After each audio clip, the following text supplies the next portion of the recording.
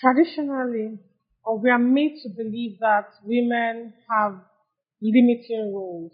Our roles are what we are expected to do is limited. In fact, if I'm permitted, I remember when I went for Hajj, I remember a certain scholar saying to me, a woman's religion is subject to her husband's acceptance.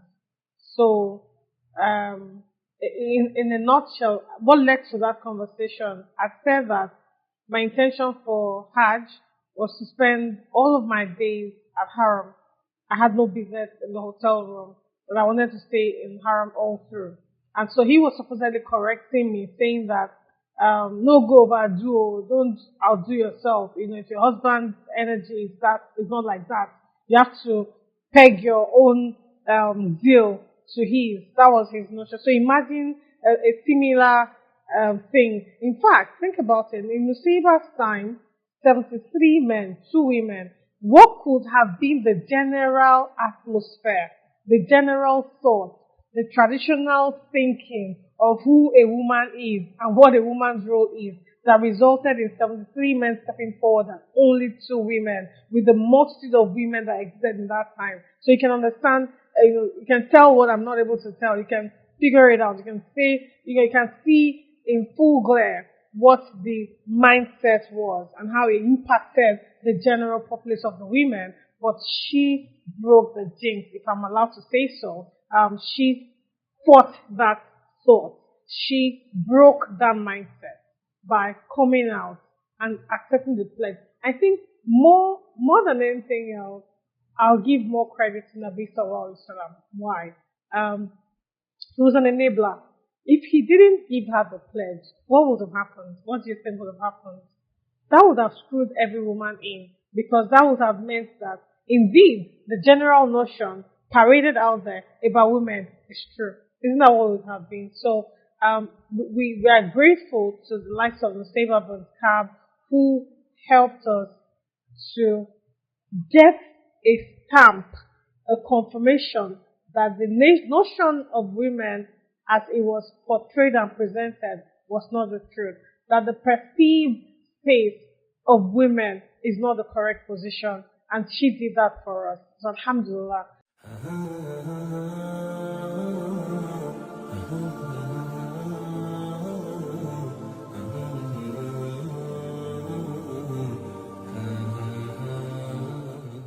So that's me. I'm bringing Nusaybah into my time, my generation that she's living with us now. That's what I'm going to do. As opposed to me taking myself to hard time. Because I imagine if I took myself to hard time, what I see is, imagine she has raised a lot of women to break that, she has unveiled that part. She has removed the veil covering their eyes, telling them that they are limited to this and that. She had done it for those women there. And so there were more resilient women there. So I would rather bring her to now.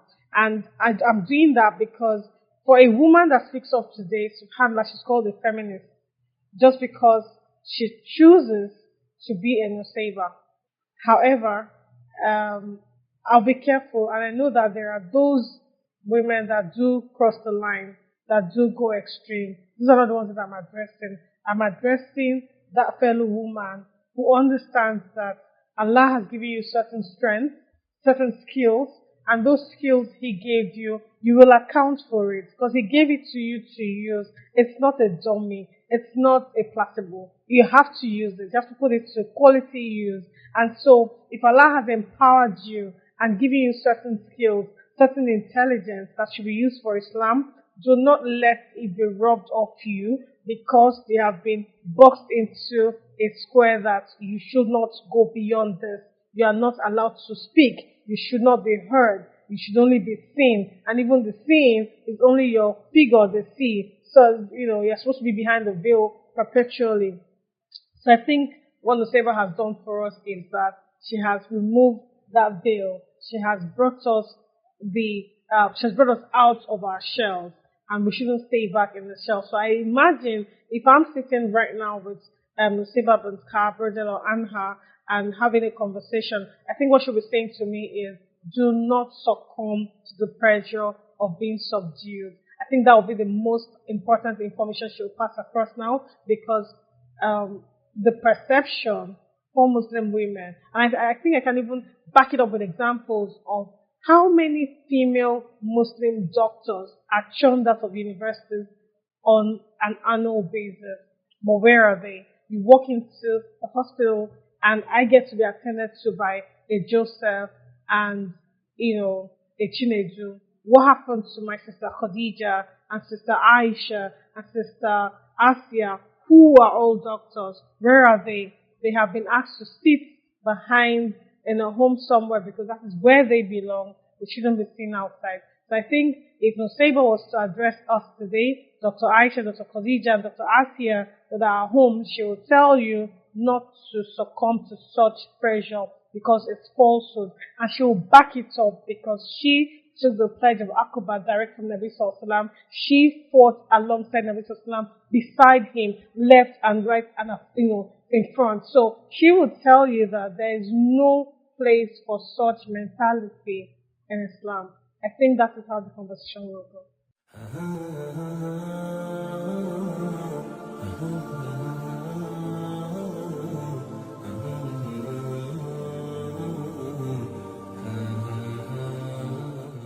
As a Nigerian leader, as a Nigerian Muslim leader, a female Muslim leader, perhaps, what can you learn from the life of Nusaybah bint Ka'b anha in terms of strategic decision making? I'll go back to the Battle of Uhud. She was signed up as a nurse. She was giving water to the soldiers. She was attending to the wounded soldiers. That was her call-up letter. That was her job description. But the leadership in her, the innate quality of a leader in her, the skill that Allah had blessed her with of being someone well skilled in handling a sword, wouldn't let her sit still. When it got to the nick of time when we needed warriors to step forward and be there to protect Nabi Sallallahu Alaihi Wasallam, she switched the tap from a medical practitioner to a full-time warrior. That was a strategic decision that saved the Ummah. And so what do you learn? It means that as a woman, as a leader, you're constantly pouring into yourself. You're constantly improving yourself. So you become a medical doctor, but guess what? Your certificate is stored away in a cupboard somewhere, never to be touched again. It's as good as it never happened. No. You need to constantly upgrade your skill. Bring yourself up to date as often as possible because you do not know that nick of time when that skill will need to be put to use. So Nusaybah was constantly updated and upgraded her skill set, was why when the decision to move from being a nurse to a warrior, it was a quick flip of the coin and it saved the Ummah, subhanAllah. For the youth, who are you? What can you describe yourself as? How do people describe you? What would you like for people to say about you when you're no more?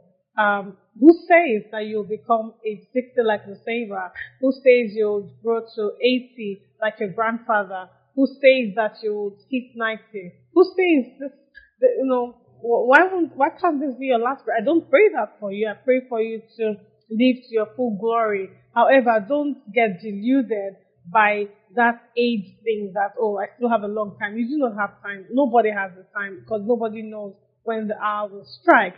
And so you as a youth, I would encourage you to, first things first, love yourself enough to invest in yourself. And by investing in yourself, it's not always about money. There's so much resources online that you can use to upgrade yourself and upskill. And so I'll say to you, continue to pour into yourself. One day, it will become relevant. It will become important. It will become usable and useful for yourself and the Ummah at large. So never stop loving yourself. Never stop investing in yourself.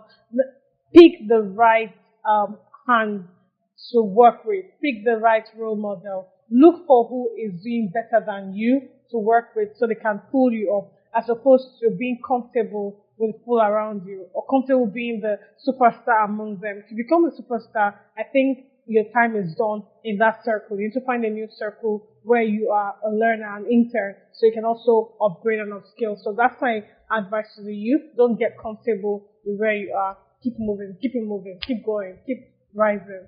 That would be my advice to the Muslim youth.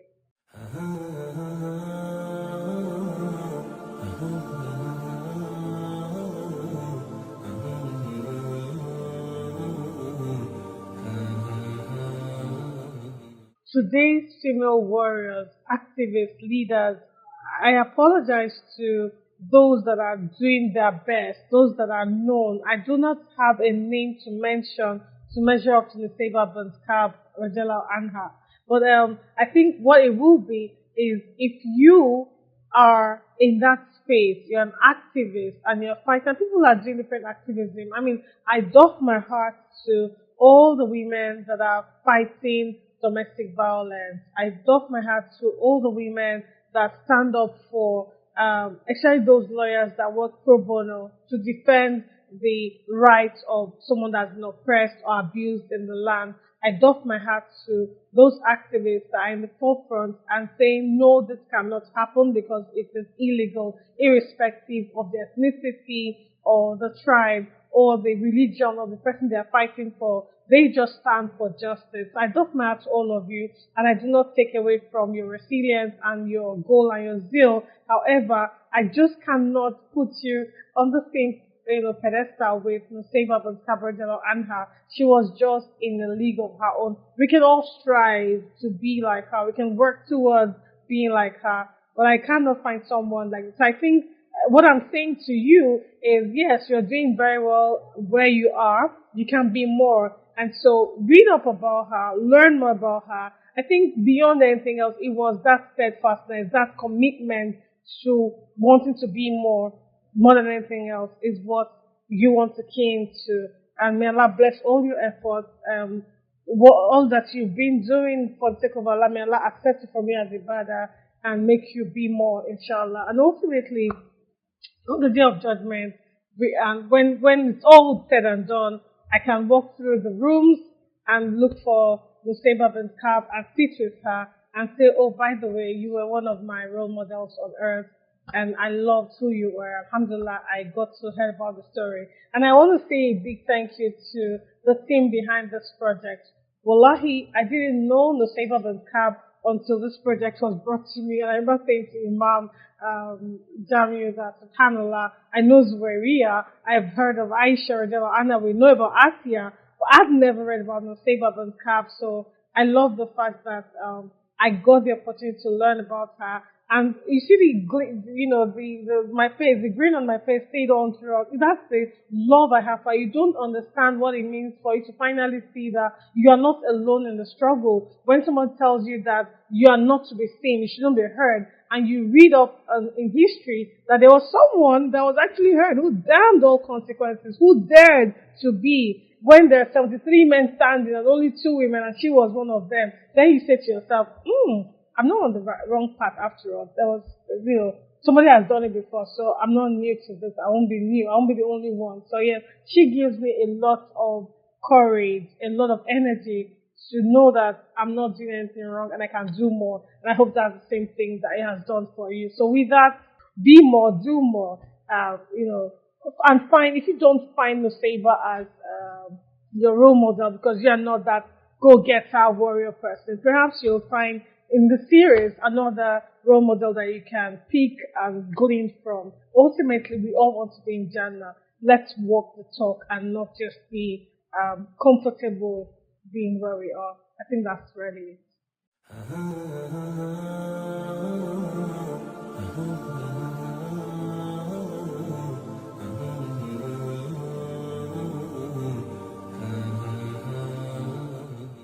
When you use the word sacrifice, in my head, and I beg to, I stand to be corrected. My view, a practical Muslim, I use the word you need to underline is not Muslim, but the practical aspect of it. A practical Muslim is a sacrificial lamb. A practical Muslim is someone who is not I before others. They think of every other person. They think of what can I do for this person? What do I owe this person? What is this person's right upon me? What am I denying this person? That is how a practical Muslim lives their life. So what am I saying in essence? We live a life of sacrifice as Muslims. And that in itself, if we stick with that, and that is how we have wired our life, everything will be a lot easier. Think about it. I'm doing everything to sacrifice for you, and you are also wired the same way. You're not thinking from an entitlement perspective of, yes, I deserve, I deserve, I deserve. No, as I'm pouring into you, you're also pouring into me. And this is how it's everybody that is doing the same. The world will be a lot better for all of us. And so I think for me, I want to advise us Muslims to move from being theoretical Muslims to practical Muslims. When was the last time you attended halaqah? You heard something you've known before that you had stopped doing. And just because you've been reminded at halaqah, you made a vow to carry on doing it. When was the last time? When was the last time you read a verse of the Quran that speaks to you about a current sin that you are committing? And you vowed that by Allah's leave, you will stop that sin for the sake of Allah and you'll never return to it. When was the last time you read a verse that encouraged you to do certain good deeds and you shunned your desire, you tamed your desire and actually went ahead to do those things? So what am I saying in essence? Stop being a theoretical Muslim. Get more practical. It is in the action. It is, yes, actions are judged by intentions. Have the right niyyah. Back it up with your actions. Don't just have the niyyah and stay there because you think there's no enabling environment. Create that enabling environment for yourself. Nusaybah did. The environment then was so toxic, it was a man's world. But she created an enabling environment for herself. She went to Nabi Sallallahu and took the pledge of Aqaba by herself directly from Nabi. If the environment is not conducive, if it doesn't exist, create it for yourself and be the enabler for other people coming behind you. Be that incubator for others, to give a lifeline to those children that need the incubator. So you create that enabling environment. And beyond Ramadan, let's not live for Ramadan alone. Yes, in Ramadan, we up our game. We gain as much as possible that we can take to spread out in the rest of the 11 months. But how about you desire, intend to carry on with that pace? I think that intention will help you at least maintain the momentum for a very long time, as opposed to having a mindset of, oh, I'm in Ramadan, after Ramadan I can go back to what I'm doing. Make it a no, make it a self-purification, make it a decision to not return to those things. We are humans, we may return, but do not make it a thing of, I intend to go back, let me finish Ramadan and go back. No, let it be a thing of, I'm done with that bad ways. I've buried it for good. I've departed from that path. I'm now on this path. I'm on this course. And Allah will make the journey easier for you. I think that's my advice for us as Muslims to take away from the month.